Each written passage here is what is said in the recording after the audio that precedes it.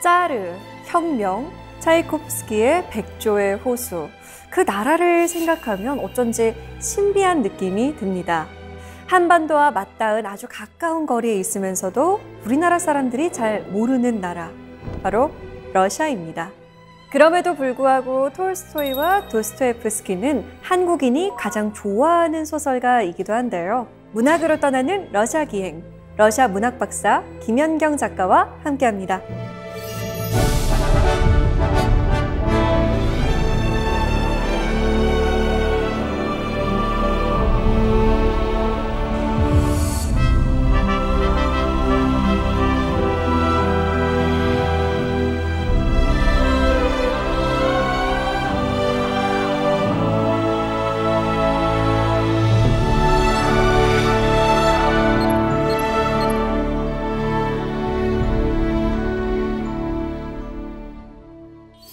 안녕하세요, 작가님. 네, 러시아 문학을 전공하고 러시아에서 유학하고 또 도스토옙스키의 대표작들을 번역하셨어요. 이렇게 러시아 문학에 매료된 이유가 굉장히 궁금합니다. 저는 원래 그 중고등학교 때부터 문학을 하고 싶었는데 그 많은 문학 중에서 하필 또 러시아 문학을 이제 고르게 된 것은 러시아 문학만이 갖고 있는 어떤 매력이 제가 보기에는 비루함이에요. 비루함. 비루함. 네, 우리 삶의 비루함, 옹색함 이런 것들을 러시아 문학이 이렇게 담고 있고 영미 문학에 있는 세련됨, 프랑스 문학에 그런 세련된 그런 게 없어요. 그 다음에 이제 독일 문학식의 엄숙함, 진지함 그런 게 러시아 문학에도 물론 있지만 그거를 다른 식으로 풀어가는데 그런 것들이 굉장히 마음에 들었고 어릴 때 이제 도스토옙스키, 톨스토이, 체홉 이런 대표 작가들 중고등학교 때 읽고서 국문과를 가지 않고 논문과를 가서 이걸 조금 더 공부를 해보고 싶다. 그리고 우리나라에는 그때 잘 안 알려진 문학이었어요. 러시아 문학이. 소련이니까. 그래서 또 더 해보고 싶었던 그런 게 있었던 것 같아요. 작가님이 느낀 러시아 문학의 비루함은, 옹색함은 어떤 느낌인지 굉장히 궁금해지는데요. 집에서 즐기는 러시아 문학 기행 지금 떠나보겠습니다. 오늘 강연 잘 부탁드립니다.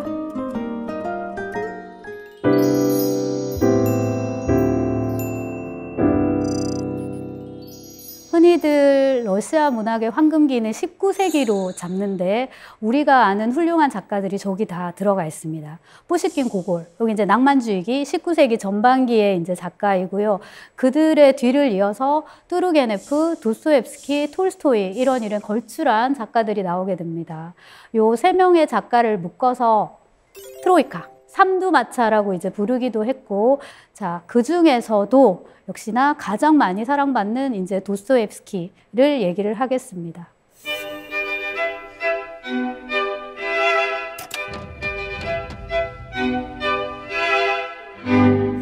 우선은 작가 도스토옙스키에 앞서서 인간 도스토옙스키.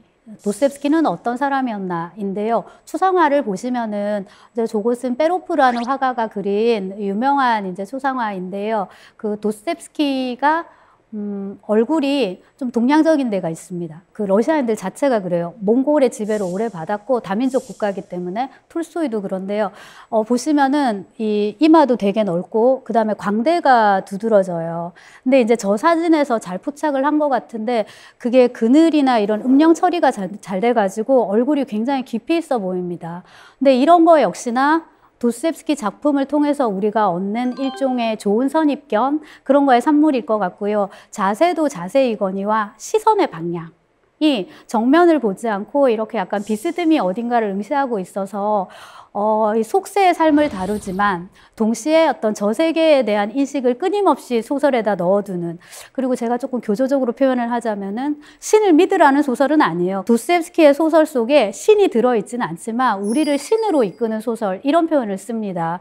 그런 선입견 아마 때문이기도 할 것 같은데요. 초상화에 이제 느낌이 좋단 말이죠. 근데 원래는 어떻게 태어났는지, 자, 아버지와 어머니 사진을 가져왔습니다. 아버지는 그 의사였는데 이게 19세기이기 때문에 신분제가 있었습니다. 귀족이 있고 평민이 있고 이제 밑에 더 천민이 있는데요. 도스토옙스키는 말하자면 귀족하고 평민 사이입니다. 그 사이에 존재하는 많은 다양한 계급들을 묶어서 저희가 잡계급이라는 이제 표현을 쓰는데 의사도 그 중에 하나입니다. 말하자면 이제 중인 계급인 거죠. 저 경우에는 자산이 없는 거잖아요. 오로지 자기의 노동으로 먹고 살아야 됩니다. 아버님이 굉장히 근면성실했고 저런 많은 부모들이 그러하듯이 자식 교육에 굉장히 열을 올리게 됩니다. 그 과정에서 도스옙스키와 갈등이 조금 있을 수가 당연히 있었을 것 같고요. 그런 일종의 방어 기제로 어머니는 많이 상냥하시고 이렇게 보듬어 주시고 책도 많이 읽어 주시고 또 감수성이 풍부하시고 이제 그랬다고 합니다. 아버님께서 아무래도 성격이 조금 괄괄하다 보니까 그 조그만 영지를 하나 이제 샀었는데 거기에 농노들에게 폭력을 행사했다는 얘기가 있어요. 그 바람에 농노들한테 피살당했다라는 이야기가 있죠. 사실 여부는 완벽하게 확인이 되지 않았지만 우리가 이번 시간에 다룰 이 까라마조프가의 형제들이 결과적으로 그런 주제를 다루고 있기 때문에 그 사실도 조금 염두에 둘 필요는 있을 것 같습니다. 왼쪽 사진이 도스옙스키의 생가입니다. 엄밀하게 말하면 생가가 아니라 도스옙스키의 아버지가 근무를 했던 빈민구제 병원입니다. 근데 제가 유학 시절에 저기를 가봤는데요. 도스옙스키는 모스크바에서 태어났는데 되게 가난했다라고 했는데 왜 이렇게 집이 휘황찬란하지? 라는 생각을 했는데요. 저기 앞에 보이는 건 동상이고요. 저건 지금 저렇게 꾸며놓은 거고 도스옙스키가 태어난 곳은 저 병원 옆에 이렇게 야트막한 1층짜리 관사가 있습니다. 박물관으로 지금 챙겨놨는데 이렇게 꾸며놨는데 되게 허름하더라고요. 그래서 이제 한번 놀랐었는데 그렇고 그 옆에 있는 이제 사진은 페테르부르크에 있는 도스옙스키 박물관입니다. 저기는 이제 도스옙스키가 마지막 인생을 보낸 곳이고 까라마조프가의 형제들을 이제 쓴 곳이기도 하죠. 대학원 시절에 이제 저기를 갔을 때도 똑같은 생각을 한 거죠. 페테르부르크의 빈민에 대해서 뭐 가난한 대학생 막 이런 것들에 대해서 쓴 작가인데 뭐야? 이렇게 큰 건물에 살았단 말이야. 근데 그게 아니라 저 건물의 3층인가 4층에 이제 방 이렇게 하나를 이렇게 빌려가지고 이렇게 살았던 거죠. 그래서 한편으로는 위대한 작품이 태어나는데 굳이 많은 땅이 필요하진 않다 이런 생각도 이제 해보게 되지만 그거는 이제 우리가 다 살고 작품을 읽었을 때 얘기고 인간 도스옙스키에게 있어서는 저 가난이라는 게 생계라는 게 어마하게 중요한 그런 문제였다라는 거. 그 다음에 젊은 날의 도스옙스키는 괜찮지만 중년 이후의 도스옙스키는 부인과 자식들의 생계를 책임져야 되는 가장입니다. 돈을 벌어서 먹고 살아야 돼요. 그래서 이제 그게 굉장히 큰 문제가 될 수밖에 없고요. 이렇게 속스러운 문제가 하나가 있고 그와 동시에 우리가 이제 도스옙스키를 설명할 때 많이 쓰는 표현 중에 하나가 악의 10년을 들여다본다. 그 다음에 불안이라든지 절망이라든지 우울이라든지 이런 것들 우리가 생각하는 각종 이런 부정적인 의미군들 있잖아요. 그런 것들에 대해서 누구보다도 많이 탐구한 작가라고 이제 알고 있는데 어떻게 보면 극과 극은 통한다고 가장 물질적인 것과 가장 심리적인 것, 가장 정신적인 것이 이제 도스옙스키 소설 속에 같이 들어가 있다고 볼 수 있습니다. 그 모든 문제, 작가가 젊어서부터 쭉 고민한 문제가 총체적으로 담겨 있는 소설, 그 다음에 읽는 재미가 최고조에 이른 소설. 왜냐하면 자꾸 써갖고 잘 쓰게 되니까 구성 감각이 되게 좋아지거든요. 그게 이제 최고조에 이른 소설이 바로 까라마조프가의 형제들입니다. 자, 도스옙스키 하면 우리가 절대 빼먹을 수 없는 게 이 대목인데요. 말씀드렸듯이 출신 성분이 귀족이 아니었기 때문에 이 문학이라는 게 밥벌이의 대상이 될 수밖에 없는 거죠. 근데 이제 도스옙스키는 전공이 그 건축학입니다. 그리고 이제 졸업하고 나서는 공병이 되는데요. 공병국에 편입이 됩니다. 그러니까 공무원인 거죠. 그죠? 근데 그렇게 하다가 이거는 좀 맞지 않다. 나는 진짜 문학을 해야 되겠다 하고 이제 나오게 됩니다. 근데 그때부터 가장 문제가 되는 것이 바로 이거란 말이죠. 그래서 도스옙스키는 일찌감치 선언을 하게 됩니다. 나는 문학가 프롤레타리아다. 누군가가 내 작품을, 내 소설을 원한다면 먼저 나의 생활을 보장해 줘야 된다. 간단히 표현하면 먼저 원고료를 줘. 선인세를 지급해. 그러면 내가 소설을 줄게. 였습니다. 근데 당시 이제 톨스토이나 뚜르게네프 같은 작가는 귀족이었기 때문에 이거를 걱정하지 않아도 되는 거예요. 근데 이거에 대해서 도스옙스키가 굉장히 열등감을 느꼈을 법 하잖아요. 동시대 다른 작가들은 굉장히 우아하게 소설을 쓰는데 자기는 이제 그러니까. 근데 그럼에도 불구하고 굴하지 않고 저렇게 당당하게 소설을 업으로 만들었다. 소설 쓰기라는 거를 하나의 직업으로 만들었다. 이렇게 이제 표현을 하는 것이죠. 근데 결과적으로 소설을 잘 썼기 때문에 이제 그게 또 말이 되기도 합니다. 자, 그리고 이제 많은 소설을 쓰게 되는데 그 26살에 쓴 가난한 사람들이 있어요. 거기서부터 이제 시작을 해서 소설이 이렇게 쭉 상승곡선을 그리게 됩니다. 근데 이제 그 사이에 도스토옙스키 인생에서 아주 큰 사건이 하나 있게 되는데 간략하게 요약을 하자면 요즘식으로 말하자면 운동권 학생인 거죠. 그런 약간 혁명적인 활동에 관여했다가 사형 선고를 받게 됩니다. 근데 이제 그것은 취소가 되고 형이 이제 감형이 돼가지고 유형살이를 하게 돼요. 그래서 총 4년을 시베리아에서 진짜 문자 그대로 썼고 나머지 4년은 이제 사병으로 근무를 하고 돌아왔을 때 도스토옙스키가 이제 나이가 상당히 이제 들어있죠. 그러고 나서 이제 우리가 아는 죄와벌 이런 작품들이 나오게 되는데요. 죄와벌, 백치, 악령, 까라마조프가의 형제들 요렇게 이제 4편을 그 4대 장편 이렇게 이제 얘기를 합니다. 근데 연구자들도 그렇고 독자들도 그렇고 선호하는 작품은 조금씩 달라요. 하지만 모두가 다 입을 모아서 최고작이라고 칭송하는 작품은 바로 저 까라마조프가의 형제들인데요. 저게 이제 초판이 1880년인데 보시면은 그 옛날 그 러시아어 그런 네, 문자들이 보이고요. 그 다음에 러시아가 그 당시에 출판 시장이 아주 그렇게 잘 형성돼 있지 않은 상황이었음에도 불구하고 초판이 일주일인가 2주일 만에 다 팔렸을 정도로 호응이 좋았다고 합니다. 그리고 이제 저 때는 초판을 낼 때는 작가가 돈을 내서 자비 출판 형식으로 하게 되거든요. 근데 이제 반응이 좋으니까 또 찍게 되는 거죠. 그리고 이제 도스토옙스키는 2부를 쓰려고 계획을 하지만 이제 쓰지 못하고 1881년에 죽고 맙니다.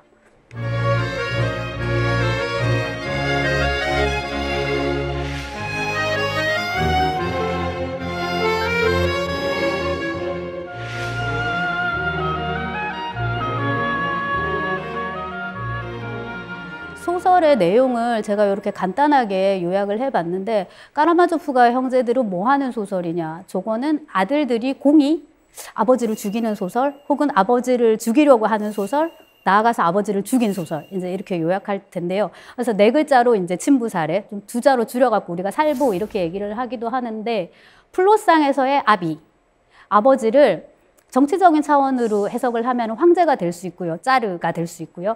그걸 이제 형이상학적인 차원, 종교적인 차원으로 이월을 시키면 신이 됩니다.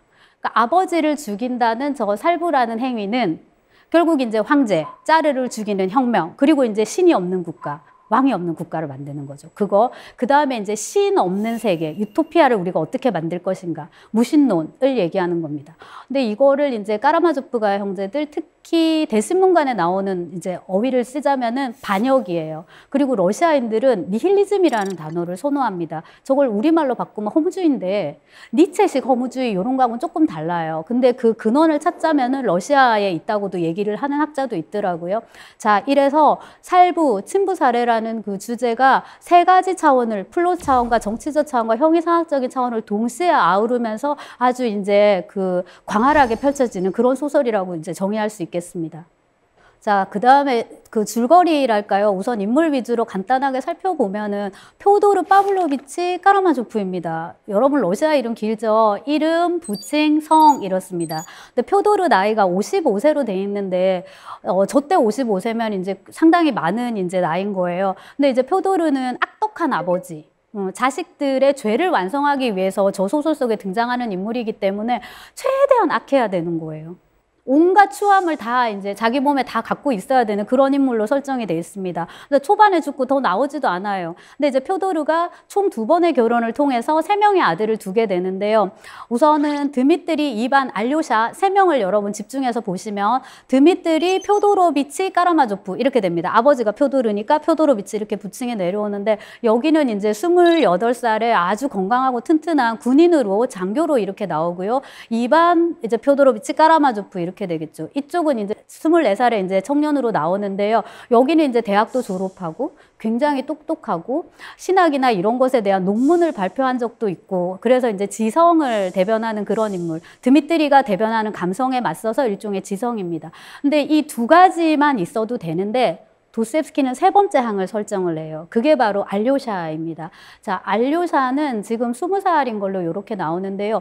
이름이 알렉세이 표도로비치 까라마조프예요. 근데 왜 제가 알료샤라고 썼을까요? 그러니까 이게 연구자도 알료샤를 더 선호하고 소설 속을 봐도 알료샤라고 많이 불립니다. 알료샤는 애칭이에요. 근데 이 이름에서 이미 작가가 인물에 대해서 갖고 있는 태도가 드러나는 거죠. 드미트리도 미자라는 애칭으로 자주 불립니다. 그만큼 이제 작가도 예뻐하고 귀여워하고 사랑하는 인물인 거고요. 이반 같은 경우는 이제 이데올로기의 축을 담당해야 되기 때문에 조금 역할이 다릅니다. 자, 그리고 이제 알료샤가 담당하는 일종의 그 주제의 축이라고 할 수 있는 게 영성입니다. 영성. 옛날에는 신성이라는 표현을 쓰기도 했는데요. 저는 이제 드미트리의 감성과 이반의 지성과 알료샤의 영성, 이렇게 이제 정의하기를 좋아합니다. 그래서 이렇게 세 명의 인물이 아들이 자기들의 플롯을 갖고 있어요. 동시에 자기들의 고백이 있습니다. 그래서 어떤 의미에서 까라마조프가의 형제들은 거대한 고백록이라고 할 수도 있을 것 같아요. 그러면 저 중간에 있는 스메자코프는 뭐냐? 보통의 이제 연구자들이 다 빼먹는데요. 저는 저기다 당당하게 넣었습니다. 이게 소설을 반복해서 읽다 보면은 스메르자코프가 이반보다 조금 빨리 태어났어요. 그러니까 저기는 이제 표도르가 굉장히 방탕하게 살던 시절에 저 동네에서 이렇게 약간 떠돌아다니다시피 하는 그 백치 여성을 요즘으로 치자면 이제 발달장애인이 될 텐데요. 이렇게 이제 강제로 범해가지고 낳은 일종의 사생아입니다. 근데 표도르 집에 들어와서 이제 살게 되고 표도르가 키우고 하인이 키우죠. 하인이 키우고 잘하고 보니까 요리를 잘하니까 이제 그런 식으로 말하자면 이용되는 인물인데요. 나중에 결과적으로 아버지를 죽이는 소임을 이제 다하게 됩니다. 자, 요렇게 이제 까라마조프가의 형제들입니다. 드미트리의 모험과 순환, 또 에피퍼니 제가 이렇게 넣어놨는데 드미트리의 애칭은 미자입니다. 근데 드미트리를 우리가 쭉 따라가면은 이 소설의 줄거리를 훑어볼 수가 있어요. 작가님, 근데 에피퍼니가 뭔가요? 네, 저거 영어 단어인데 네. 뜻 자체는 신의 뜻이 우리의 눈앞에 현현한다. 그래서 가장 적합한 역어는 현현이 될 겁니다. 근데 저게 종교적 뉘앙스가 강해서 네. 우리는 이제 전통적으로 불교, 유교 국가니까요. 법열? 그런 식으로 어떤 종교적 환희, 황홀경 이런 걸로, 근데 종교적인 그런 걸로 이해할 수도 있을 것 같은데요. 제가 여기 그 드미트리가의 요 아들들을 에피퍼니라는 키워드로 말하자면 읽어가는 이유 중에 하나가 이런 건데, 까라마조프가의 형제들을 어떤 관점에서 보면은 이 각각의 주인공들의 고백의 모음으로 볼 수 있어요. 근데 드미트리의 엄마가, 생모가 유산을 남겼단 말이에요. 그걸 아버지가 관리해 왔어요. 드미트리는 지금 이거를 받아야 돼요. 근데 한 푼도 안 남았다고 이제 표도르가 오리발을 내미는 거죠. 그래서 이제 둘이 이제 굉장히 싸움이 격화되어 있는 중에 표도르가 요즘으로 치자면 사업가란 말이에요. 부동산도 되게 많이 하고 좀 말하자면 강남 같은 데 술집도 많고 막 이런 인물이란 말이에요. 근데 그 돈을 받으려고 애쓰던 중에 아버지가 눈독을 들인 아버지의 지금 사업 동업자가 있어요. 그녀가 바로 그루셴카라는 이제 이름을 가지고 있는 아주 당찬 여성인데 이 여자를 때려주러 갔는데 보고서 그만 반해버린 거예요. 그래서 이제 이야기가 아버지와 돈 갈등이었는데 여자 갈등까지 이제 같이 가게 됩니다. 자, 그 다음에 두 번째 보면은 제가 동생과의 여자 갈등, 그 여자 싸움이라고 이제 조금 격하게 표현을 이제 썼는데요.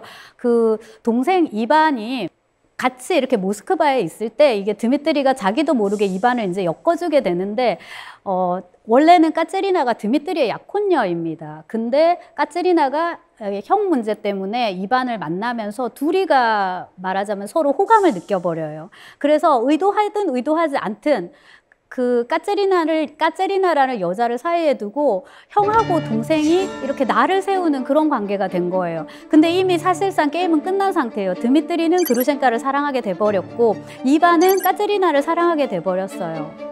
근데 이제 이 인물들이 다 혈연 관계로 얽혀 있다 보니까 이 문제가 쉽게 해결되지 않는 거죠. 우리가 도스토옙스키의 까라마조프가의 형제들 하면 굉장히 무거운 소설로 일단 생각을 하잖아요. 막 신이니, 죄와벌이니, 구원이니, 불멸이니 이런 걸 생각하는데 일단 소설의 줄거리를 놓고 보면은 돈, 여자 이런 거라는 거죠. 근데 그게 사실은 굉장히 중요하다는 거. 왜냐하면 소설 일단 재미가 있거든요. 그리고 이 주제야말로 굉장히 보편적이기 때문에 그런 것 같습니다.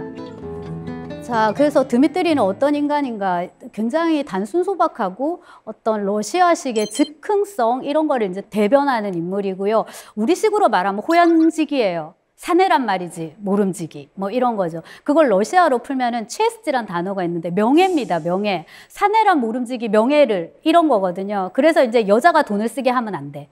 아무리 그루셴카가 돈이 많아도 나는 그루셴카 돈은 한 푼도 쓰지 않겠어. 아버지한테 3,000루블을 받아가지고 만약에 그루셴카가 나한테 사인을 보내면 그루셴카랑 같이 가서 살림을 차릴 거야. 이런 건데 제가 그 세계관을 미 앞에 경배, 모순 앞에 경배 이렇게 이제 얘기를 했는데 드미트리는 이 세상에 여러 모순되는 것 그것들을 해석하려고 하지 않아요. 그게 뒤에 나오는 이반하고의 가장 큰 차이입니다. 너무 머리가 아파. 이거를 어떡하지? 어떻게 사람이 이렇게 방탕하면서도 동시에 이렇게 순결할 수가 있는 거지?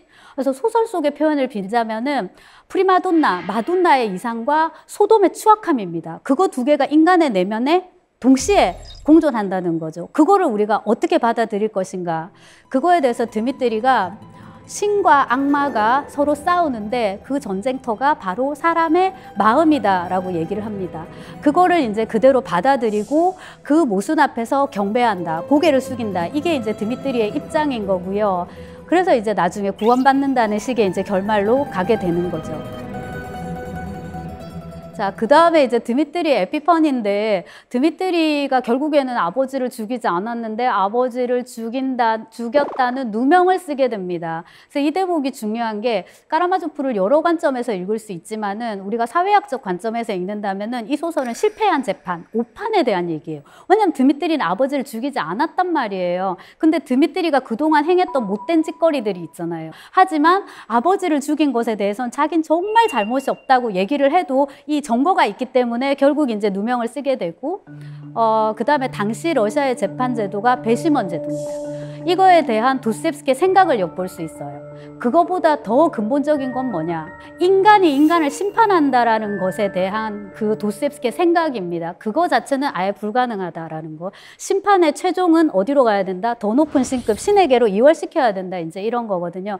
그래서 죄와 벌에 대한 도스토옙스키 나름의 생각이 드미트리의 꿈속에서 표현이 됩니다. 그게 바로 제가 저렇게 요약을 했는데 모든 사람은 모든 것에 대해서 모든 사람 앞에서 유죄다라는 거를 이제 드미트리가 꿈을 통해서 체험하게 돼요.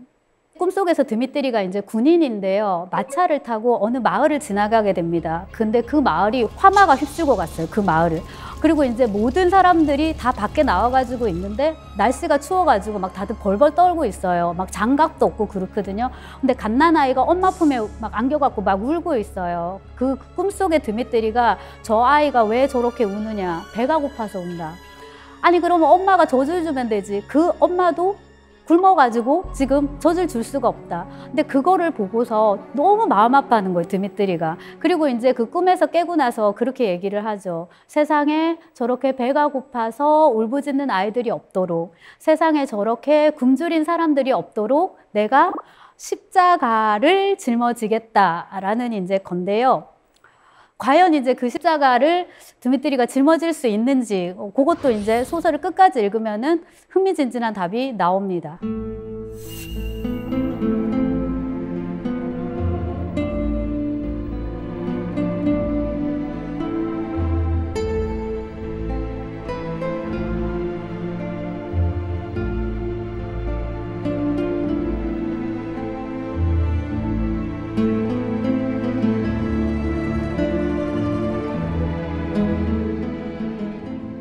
까라마조프가의 차남 이반의 경우에는 이반의 이론과 실제라고 이제 제목을 붙여봤는데 이반은 생각을 많이 하니까요. 자기 나름의 어떤 이론이 있어요. 그 다음에 이제 이게 실제 소설에서 어떻게 반영되느냐 하는 건데 신 없는 유토피아가 가능한가 어떤 이런 식의 거대 담론이 있는 거예요. 그 다음에 이제 나에게 주어진 자유를 얼마나 허용할 것인가 이제 이런 문제가 있습니다. 이거를 이제 소설 플롯으로 이제 적용을 시켜버리면 저렇게 사악한 아버지를 죽일 권리가 나한테 있느냐예요. 그 다음에 아버지를 죽이고 나서 그 죄를 네가 감당할 수 있느냐라는 식의 이제 물음입니다. 그거를 조금 자세히 살펴보면 그 이반의 사상을 얘기를 할 때 꼭 강조하는 문장이 신을 받아들이지 않는다는 게 아니라 신이 창조한 세계를 받아들이지 않겠다라는 겁니다. 짧게 요약을 하면 이게 이제 이반이 알료샤한테 얘기를 하는 건데요. 신이 자기의 모습에 따라서 인간을 만들었다면 인간은 좀 더 완벽한 존재가 되어야 되는데 왜 저렇게 많은 악을 행하냐 하는 거죠.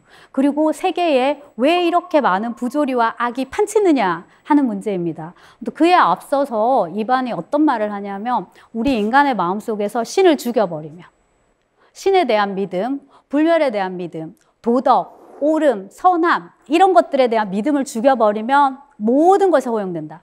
그래서 이걸 줄여가지고 모든 것이 허용된다라는 사상 이렇게도 표현을 하거든요. 근데 이제 이거를 이론적으로 더 끝까지 밀고 간 게 작품 속에서 대신문관이고요. 이거를 현실 차원에 이제 적용을 시킨 게 바로 아버지 죽이기 살부입니다. 대신문관은 4대 복음서의 공이 묘사가 되는 예수 그리스도의 유혹 부분을 도스토옙스키가 다시 썼다고 이제 보시면 되는데요. 16세기 말 이 세빌리아를 이제 이렇게 배경으로 하고 있는데 그때 이제 어떤 인물이 나타나는 거죠. 근데 그가 그리스도인 걸로 이렇게 설정이 돼요. 근데 추기경, 그러니까 대신문관인데 그는 이제 이 그리스도로 추정되는 인물을 물론 감옥에다 가둡니다. 그리고 이제 밤에 찾아가가지고 그와 대화 아닌 대화를 나누게 됩니다. 대신문관 혼자 떠들어요. 네, 그리스도로 추정되는 인물은 가만히 있고 여기서 이제 대신문관의 내용의 줄을 이루는 것이 4대 복음서의 공이 다 이제 묘사가 되는 그리스도의 유혹 부분입니다. 예수 그리스도가 황야에서 이제 수행을 하고 있는 거죠. 마귀가 딱 나타납니다. 그리고 이제 세 가지 질문이라고 할 수 있고 이제 유혹이라고도 할 수 있고 이런데요. 저기 저 뒹구는 뭐야? 돌멩이가 보이느냐? 저 돌을 빵으로 바꿔라. 그 다음에 이제 두 번째 질문이 저기 절벽에서 한번 뛰어내려봐. 너는 하느님의 아들이니까 하느님이 너 안 죽게 해줄 거야. 이거고요. 세 번째 질문은 내 앞에 경배해라. 이거였거든요. 근데 세 가지 질문 각각을 다 예수 그리스도는 뿌리칩니다. 아시다시피 이제 1번의 경우에는 사람은 빵만으로 사는 게 아니고 하느님의 말씀으로 산다라는 이제 그거고요. 그 다음에 이제 두 번째 유혹에 대해서는 주 하느님을 시험에 들게 하지 마라라고 했었고 세 번째 이제 질문에 대해서는 물러가라는 거죠. 나는 오직 하느님 앞에만 경배한다라고. 이거를 도스토옙스키가 가지고 와가지고 자기식으로 해석을 합니다. 1번은 기적에 대한 유혹, 물질적인 유혹입니다. 사람은 빵이 있어야 살거든요. 그 다음에 이제 두 번째는 뭐냐면 돌이 빵으로 바뀌는 기적을 내 눈앞에서 이렇게 보여줘야 되는 거예요. 우리는 권능을 원해요. 이 신비한 힘을 그대로 눈앞에서 보기를 원해요. 왜냐하면 약하니까. 자, 그 다음에 이 두 가지 문제가 다 해결이 됐을 때 요청되는 건데 세 번째, 모두가 다 함께 경배할 대상.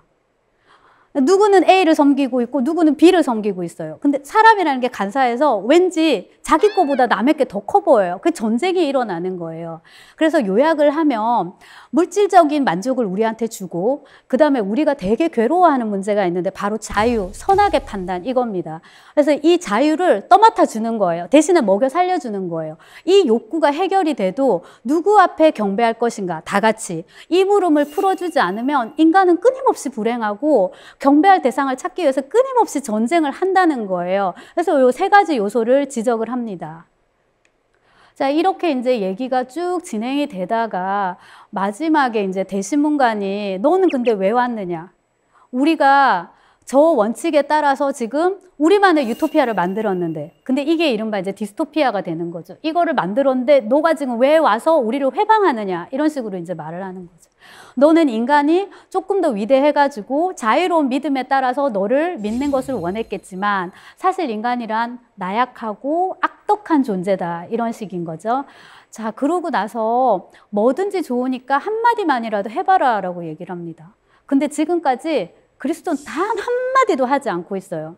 그리고 맨 마지막에 그 대신문관의 기나긴 말에 대한 답이랍시고 이제 내놓는 게 조용히 일어나가지고 대신문관의 핏기 없는 입술에 90살입니다. 90살 먹은 핏기 없는 입술에 입을 맞춘다라고 이제 이렇게 돼 있죠. 그리고 이제 저 문장입니다. 입맞춤은 노인의 가슴 속에서 불타오르고 있지만 그래도 그는 여전히 예전의 이념을 고수한다라고. 그래서 저 부분이 굉장히 중요한 것이 심리적인 차원에서의 화해는 가능한 거예요. 입맞춤이에요. 이 노인은 대신문관이거든요. 그리스도의 그 뭐랄까 일종의 화해의 손길이랄까 용서랄까 이런 거에 어느 정도 그거에 공감을 해요. 하지만 이데올로기를 포기할 수는 없는 거예요. 자기의 사상, 이념을 포기할 수는 없는 거예요. 그래서 요거를 우리가 이제 당연히 이반의 유비로 이렇게 볼 수 있겠습니다. 이론에서는 이랬는데 실제로 아버지가 죽었다. 자, 이반이 아버지를 죽였습니까? 라고 이제 제가 여러분한테 물어볼 수 있겠죠. 미필적 고의. 그러니까 내가 적극적으로 그 범행을 행하지는 않았지만 일어나도록 그냥 방치한 그런 혐의인 거죠. 그 다음에 부작위의 죄. 뭐를 하지 않았기 때문에 생기는 죄입니다. 작위가 아니라 부작위의 죄. 이런 식으로 자기가 떠나면 드미트리가 아버지를 죽일 수 있다는 걸 알면서도 모스크바로 떠나버린 죄. 이 정도로 물어볼 수 있겠지만 이 죄를 가지고 형사상의 처벌을 받는 것은 불가능해 보인단 말이죠. 그런데 왜 이반은 자기가 아버지를 죽였다, 적어도 죽이는데 동참했다라고 생각할까라는 물음을 던져볼 수 있을 것 같습니다. 여기서 이제 그 종교적인 차원이 요청이 되는데 최고 신급의 법정은 우리 이 인간이 만든 법, 이것이 아니라 바로 신에게 있다 라고 이제 볼 수 있을 것 같은데 이반은 오만하니까 그거를 받아들이지를 못하는 거예요. 하느님, 제가 잘못했습니다. 이럴 수 있는 건데 그러면 자기 이론하고 이게 모순되니까 이론에 신이 없어야 되는데 그럼 말이 안 된단 말이에요. 그래서 또 그런 식의 어떤 용서를 갈구할 수가 있지 않아요. 그렇다면은 오로지 나 자신만이 나의 죄를 심판할 수 있는데 그것은 또한 가능한가? 이런 이제 딜레마 속에서 이반은 분열하게 되고, 드미트리의 경우에는 제가 아까 에피퍼니라는 표현을 썼는데 신의 뜻이 눈앞에 현현하는 거죠. 이반은 신의 뜻이 아니라 악마가 현현합니다. 그래서 그 부분도 되게 잘 썼는데요. 이반의 죄책감이 이반을 분열로까지 이제 몰아가서 그게 이제 악마의 형상으로 나타난다, 이렇게 볼 수 있는데 도대체 그 죄책감, 죄의식이 얼마나 크기에. 그래서 제가 이 대목을 항상 강조합니다. 죄의식이라는 것은 결코 죄의 크기가 아니라 죄를 느낄 줄 아는 마음의 크기에 비례한다. 그리고 도스토옙스키가 높이 평가하는 것도 이 대목이에요.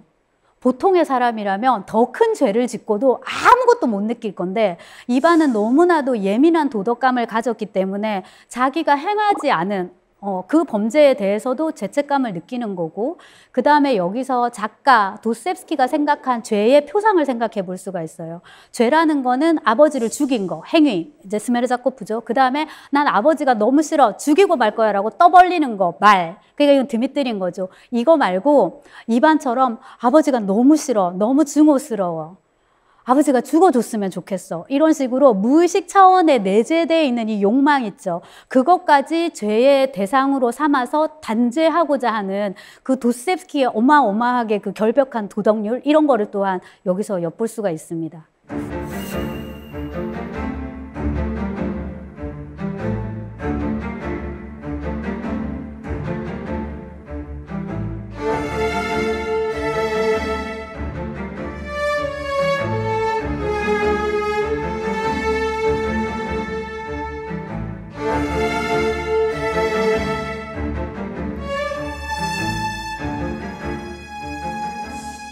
알료샤를 살펴보겠습니다. 알료샤는 정말로 에피퍼니라는 말이 딱 맞는 이제 인물인데요. 여기 그 까라마조프 형제들에게는 많은 이제 그 시험들이 주어지는데 알료샤에게 주어진 시험이라면은 그 아까 대신문관에서 세 가지 유혹을 한번 떠올려 보시면 바로 그 1번 기적 있죠. 그겁니다. 너가 기적을 보지 않고도 믿을 수 있는가? 결론적으로 말씀드리면 알료샤는 그거를 이겨내요. 네, 제가 두 가지를 이제 가지고 왔는데요. 알료샤의 아버지는 표도르, 물론 까라마조프지만은 알료샤의 정신적인 아버지는 바로 이 조시마 장로입니다. 소설 중에 이제 돌아가시게 됩니다. 근데 그 우리가 스님들이 돌아가시면 사리가 나오는 것과 비슷하게 장로님이 돌아가시면 시신에서 향기가 이제 풍긴다. 그게 말하자면 이제 신의 뜻의 어떤 현현으로 보는 거죠. 근데 조시마 장로님이 돌아가셨는데 시체 썩는 냄새가 나는 거예요. 근데 저게 소설의 한 챕터 아예 제목으로 딱 올라가 있습니다. 그러니까 이제 사람들이 쑥덕쑥덕 되기 시작하는 거죠. 거봐, 부인네들하고 너무 친하게 지낼 때 알아봤어. 아줌마들이 갖다 주는 단 것을 너무 많이 먹었어. 기름진 것을 너무 많이 먹었어. 이 종교 성직자가 이런 거부터 시작해서 이제 쑥덕쑥덕 되는 거예요. 근데 어린 알료샤가 너무 마음이 아픈 거예요. 자기가 그렇게 존경하고 사랑하는 장로님이 그 보상을 받아도 못할 때 저런 치욕에 노출이 되다니 그게 이제 너무 괴로워가지고 알료샤가 이제 바깥으로 나가게 됩니다. 라키진 따라서 바깥으로 나가는데 그때 이제 그루셴카를 만나게 되는데요. 그루셴카하고 드미트리의 갈등이 이미 있었던 거잖아요. 그래서 알료샤는 그 그루셴카가 굉장히 좀 그런 여성일 줄 안 거예요. 근데 이제 막상 가서 보니까 너무나도 상냥하고 다정다감한 누이 동생 같은 그런 느낌이더라.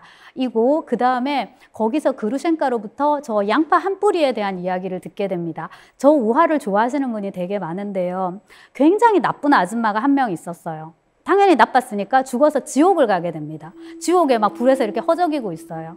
근데 수호천사가 나타나요. 이 아줌마의 할머니 혹은 아줌마의 수호천사가 나타나서 그래도 가만히 보니까 저 아줌마가 옛날에 선행을 딱 하나는 했다. 양파 한 뿌리를 적선한 적은 있다. 이 말이에요. 그래서 수호천사가 마지막으로 저 아줌마에게 이렇게 양파 한 뿌리를 이렇게 떨어뜨려서 잡고 올라오면은 그래도 불지옥에서 조금 구원해 주는 걸로 하면 어떻겠느냐라고 제안을 합니다.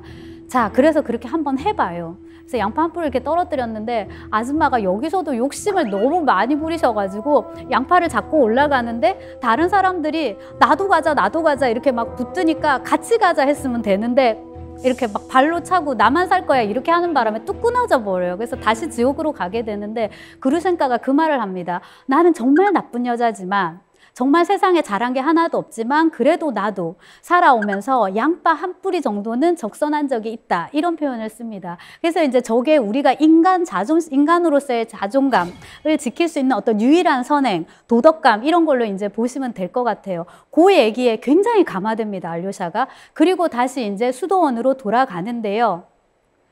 가보니까 냄새가 더 많이 나요. 그래서 빠이시 신부가 이렇게 독경을 하다가 너무 냄새가 나서 창문을 막 열어둔 거예요. 근데 사실 생각해보면은 장로님이 돌아가신 게 여름이어가지고 시신이 빨리 부패되는 건 어떻게 보면 굉장히 당연한 건데 인간의 유혹, 아까 그 대신문관에서 얘기하는 이제 그런 거를 거기서 이제 한번 강조를 하는 거고요.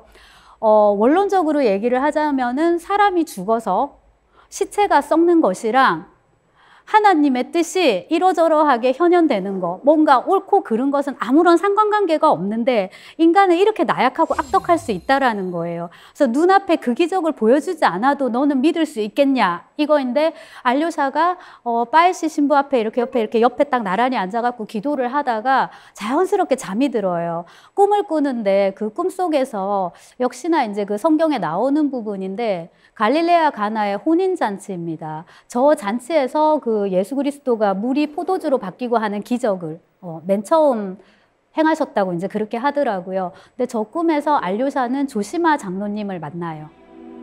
잔치에 왔니? 나도 초대받았구나. 이렇게 저분이 보이느냐. 근데 알료샤가 너무 밝아서 쳐다볼 수가 없습니다. 이런 표현을 씁니다. 그게 도스토옙스키가 생각한 어떤 신의 표상? 그런 거였던 것 같아요. 이제 그런 꿈을 꾸고 나서 알료샤는 저게 진짜 진정한 어떤 에피퍼니구나 이런 느낌이 들 정도로 읽는 독자도 이렇게 확 이렇게 이제 흥분하게 되는 부분이 있는데 거기서 이제 말하자면 신의 뜻을 깨닫고 법복을 벗고 수도원에 머무르는 대신에 이제 죄 많은 말하자면 세속으로 나아가게 됩니다. 그 역시 조시마 장로가 명한 것이기도 합니다. 네가 있을 곳은 여기 수도원이 아니라 바로 속세다.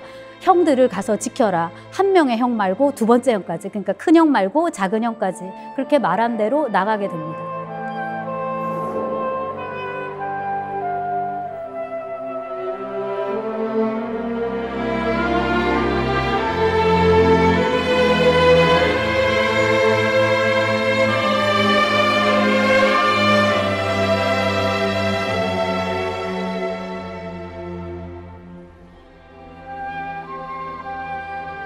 소설을 맨 처음으로 돌리면은 이제 바로 이 헌사가 나옵니다. 안나 그리고리예브나 도스토옙스카야에게 바친다. 안나는 누구냐 하면은 24살 연하라고 우리가 알고 있는데 도스토옙스키의 두 번째 부인입니다. 직업이 속기사였고요.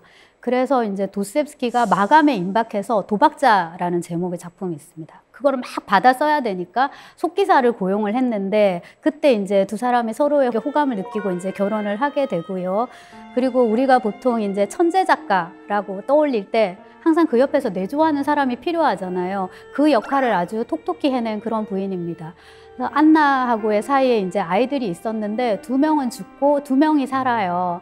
그래서 이제 그 가족 사진을 보면 도스옙스키가 죽고 나서 안나가 서 있고 아들 하나, 딸 하나 이제 이렇게 서 있는 사진이 있죠. 그래서 까라마조프가의 형제들을 여러 관점에서 읽을 수 있겠지만 아버지 도스옙스키가 썼다, 아내에게 바치는 책이다, 이렇게 우리가 이제 읽어보면 결국 이것은 다름 아닌 자기의 2아이가 살아갈 미래에 바치는 책인 거예요. 근데 이런 식의 가족 소설이 많은데 보통은 제목을 무슨 가의 사람들 이렇게 많이 짓거든요. 티보가의 사람들 이런 식으로, 부덴브로크가의 사람들 이렇게 많이 짓는데 도스옙스키 같은 경우에는 까라마조프가의 형제들 이렇게 썼단 말이에요. 그렇게 이제 썼을 때는 작가 나름의 이제 고민이 있었을 텐데, 우선은 아버지보다는 아들 세대, 자식 세대, 그러니까 과거보다는 현재와 미래에 대한 작가 나름의 어떤 예찬이라고 볼 수 있을 것 같고요. 그러면 그냥 아이들이라고 할 수 있는데 굳이 왜 형제들이라고 했을까? 그것은 이제 제가 아까 그 알료샤의 연설과 관련해서도 말씀을 드렸지만,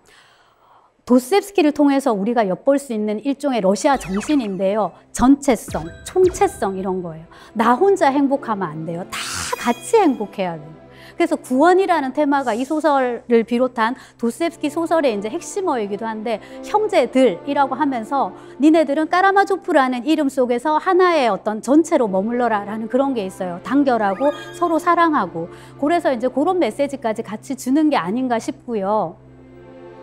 그게 그 제사를 통해서 강조되는데, 이것이 이제 여러분 다 아시는 미랄에 대한 얘기입니다. 근데 한 알의 미랄이 떨어져가지고 땅에, 걔가 죽어야 돼요. 죽어야만이 많은 또 미랄을 맺을 수 있단 말이에요.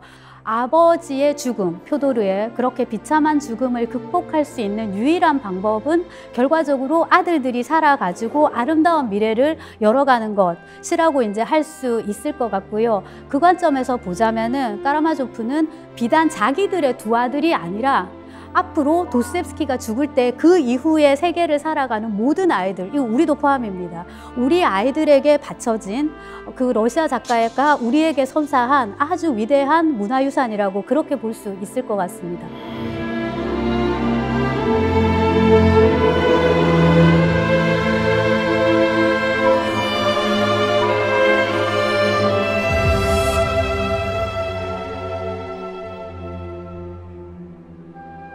우리가 살아가면서 이런 생활의 여러 문제와 더불어서 생각보다 꽤 자주 큰 문제들을 만나게 됩니다. 인간이란 무엇인가? 나는 어쩐 존재인가? 정말 신이란 존재하는 것일까? 근데 이런 어떤 육화된 형상의 신이 아니라도 우리의 힘이 가닿지 않는 어떤 거대한 자연의 영역, 그걸 우리가 이제 신이라 부를 수 있는 거죠. 그런 것이 존재하지 않을까? 그 다음에 죄란 무엇인가? 벌이란 무엇인가?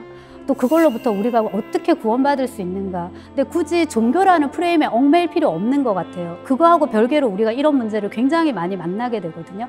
근데 이런 문제에 대한 답을 누구보다도 더 많이, 더 깊게 제시한 작가가 바로 도스옙스키입니다. 그래서 여러분들이 다는 못 읽으시더라도 제와벌이나 까라마조프가의 형제들을 통해서 이런 실존적인 문제를 한 번 더 고민해 보시기를 바랍니다.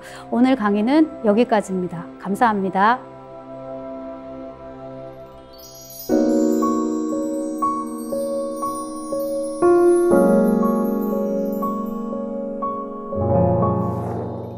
네, 강연 잘 들었습니다. 강연을 듣고 보니까 19세기 작가들이 했던 고민이나 우리가 지금 하고 있는 고민이나 별로 다를 것이 없다라는 생각이 드네요. 네, 그렇습니다. 굉장히 뻔한 얘기인데 그렇습니다. 그래서 보편적인 얘기를 다룬 그런 작품들이 고전으로 남으니까요. 네. 그거를 다시 한번 확인할 시간이었다고 볼 수 있을 것 같아요. 네. 4세기 공동체 여러분께서 질문을 미리 보내주셨는데요. 지금 볼까요? 먼저 한다희 씨의 질문입니다. 안녕하세요. 문학을 좋아하는 학생입니다. 해외 문학을 보면 번역가에 따라서 한 문장이라도 다양하게 해석되고 번역되더라고요. 직역하는 경우도 있고 의역하는 경우도 있는데 직역과 의역은 어떤 차이고 어떤 때 쓰이나요? 문학을 굉장히 좋아하시는 분인데요. 번역을 할 때 특별히 신경 쓰는 부분도 있으실 것 같아요. 네, 일단 번역은 기본적으로 창작이 아니다. 이건 이제 해석인데요. 그러니까 우리가 이제 번역을 하기 위해서 보통 많이들 생각하는 게 그 해당 외국어에 대한 지식이잖아요. 네. 근데 그것보다 더 중요한 건 우리말 감각이거든요.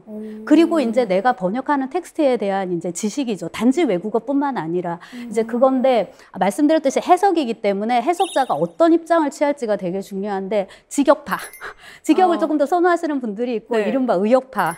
네, 의역을 조금 더 선호하시는 분들이 있어요. 그래서 이건 이제 개성이니까 여러분들이 알아서 취사 선택하셔도 되고요. 그다음에 이제 번역하는 텍스트, 특히 이제 문학 텍스트의 경우에도 국내에 처음 소개되는 작가 작품이 있습니다. 뭐 예를 들자면 베르나르 베르베르 지금은 많이 소개됐지만 네. 그 작가를 만약에 처음에 소개를 할 때는 동시대 작가잖아요. 그쵸? 의역을 보통은 많이 합니다. 왜냐하면 이 작가, 이 작품을 독자들하고 친하게 하는 게 우선 가장 중요하니까요. 네, 그에 반해서 이제 저는 주로 고전을 번역을 하고 또 네. 이제 러시아 문학, 도스토옙스키 이렇게 한정돼 있는데요. 이 경우에는 제가 여러분들한테 도스토옙스키를 굳이 알릴 필요는 없어요. 그래서 이제 저 나름의 이제 원칙이 아주 제가 직역을 고수하진 않지만 그럼에도 불구하고 저는 또 연구자로서의 그런 정체성이 있기 때문에 원본을 많이 훼손하는 건 좋아하지 않아요. 그래서 번역을 할 때 처음에는 완전히 거칠게 옮기고 그다음에 이제 두 번, 세 번은 여러 판본을 대조해서 옮기고 세 번째는 거의 100% 우리말만 봐요. 우리말 흐름만 이렇게 쭉 봐서 얼마나 우리말로 그래도 자연스럽게 읽히는지 그리고 이제 편집부가 보고 하니까 여러분이 읽는 데는 큰 무리가 없을 걸로 생각이 됩니다. 네. 자, 다음 질문 받아보겠습니다. 임수환 씨의 질문입니다. 19세기 작가 말고도 추천하고 싶은 다른 시대의 러시아 작가 또는 러시아 작품이 있다면 어떤 게 있으신가요? 굳이 더 옛날로 막 18세기 중세 이렇게 가실 필요는 없고요. 네. 20세기 작가 중에 제가 작년에 번역한 그 파스테르나크라는 작가가 있습니다. 닥터 지바고가 유명한데요. 뭐 로맨스로 읽으셔도 좋고요. 그다음에 이제 러시아 혁명이나 이런 것에 대해서는 우리가 역사적인 관심도 있잖아요. 그런 거를 이제 당시 지식인 작가는 어떻게 묘사했는가로 생각하고 읽으셔도 될 것 같고요. 그다음에 국내에는 조금 인지도가 낮은데 학자들도 좋아하고 영미권에서는 꽤 인기가 있는 불가코프라는 작가가 있습니다. 네. 대표작이 거장과 마르가리타인데 네. 지금 국내에 번역이 여러 판본이 나와 있는데 독자들이 잘 모르셔서 잘 안 읽는 것 같은데 스탈린 치하의 그 러시아 소련이죠, 그죠? 그 현실에 대한 아주 통렬한 풍자, 네 그런 거. 그 다음에 이제 솔제니츠는 다들 아실 거예요. 노벨상도 받고. 네. 그래서 뭐 다들 아시겠지만 이반 데니소비치의 하루 짧으면서도 강렬하고 이제 약간 실용적인 목적도 있어요. 스탈린 치하의 이런 수용소의 현실. 그다음에 네. 우리의 현실이 얼마나 지금 소중한가 이런 걸 알아볼 수 있을 거고 끝으로 나보코프라고 그 미국으로 망명을 해서 영어로 썼기 때문에 한때는 러시아 출신의 미국 작가 이렇게 국내에 소개가 됐었는데 뭐 지금은 저희가 많이 번역도 하고 러시아 문학 쪽에서 그래서 여러분 꼭 한번 보셨으면 좋겠는데 이쪽은 완전히 미학주의입니다. 그래서 지금 말씀드린 이런 문학 정치의 상관관계를 보여주는 작품이 아니라 네. 전혀 다른 결의 러시아 문학을 만나실 수가 있어요. 그래서 그쪽도 적극 추천합니다. 네. 오늘 강연을 듣다 보니까 얼른 서점에 가서 러시아 문학 관련 서적들을 좀 사서 봐야겠다라는 생각도 듭니다. 오늘 강연 정말 잘 들었습니다. 고맙습니다. 감사합니다.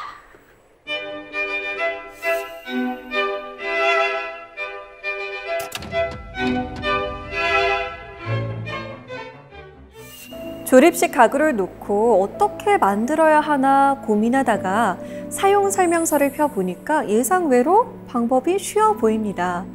그렇다면 이 사용 설명서를 만든 이는 누구일까 생각하게 되는데요. 아마 이 제품에 대해서 가장 잘 알고 있는 사람이겠죠. 그토록 복잡한 것을 보다 자세하게 혼자서 할 수 있게 만든 사용 설명서에 절로 감사한 마음이 듭니다. 문득 복잡해 보이는 우리 인생에도 사용 설명서가 있으면 좋겠다라는 생각이 들어요. 혹시 위대한 작가들이 남긴 일명 고전 문학이 우리 인생의 사용 설명서가 될 수 있지 않을까요? 사세계 공동체 스미다. 저희는 다음 시간에 찾아오겠습니다. 고맙습니다.